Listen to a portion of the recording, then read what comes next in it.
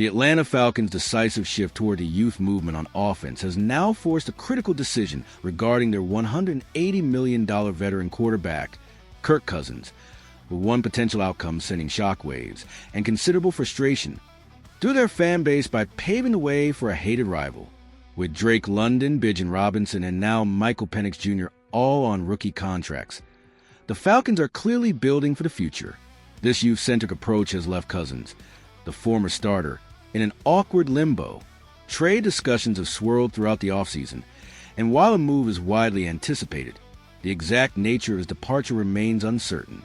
Trading Cousins isn't the only path forward, and recent reports suggest other teams, like the Pittsburgh Steelers, have at least monitored the situation. ESPN's Jeremy Fowler noted, "I've had some conversations with people this week that lead me to believe that Cousins is, at least on the Steelers' radar, should something not work out for Rodgers." Cousins himself, despite his age, has expressed a continued desire to play, telling Sports Illustrated's Daniel Flick, "I've kind of gone back several years now. I've always taken the one-year-at-a-time approach, because I know how much 1 year in this league can change the landscape."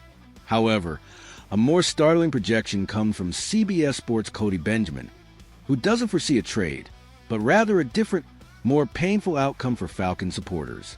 Benjamin outlines the financial implications.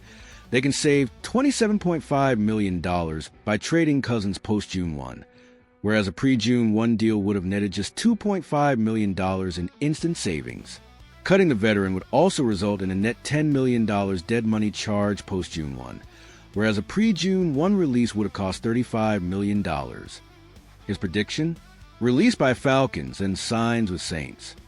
This scenario, seeing Cousins join the New Orleans Saints, would undoubtedly be a bitter pill for Atlanta fans to swallow, especially after his role in the team's divisional collapse last season.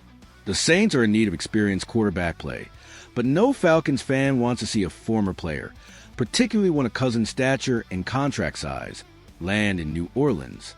The Falcons' front office faces a complex calculation. While moving on from Cousins aligns with their long-term vision centered around Penix Jr., the method of his departure carries significant financial and emotional weight. A trade would be the cleanest break, but finding a partner willing to take on his contract, even post-June 1st, has proven difficult. A release, while financially more palatable now than before June 1st, opens a door for him to sign anywhere, including with their most direct and detested rival.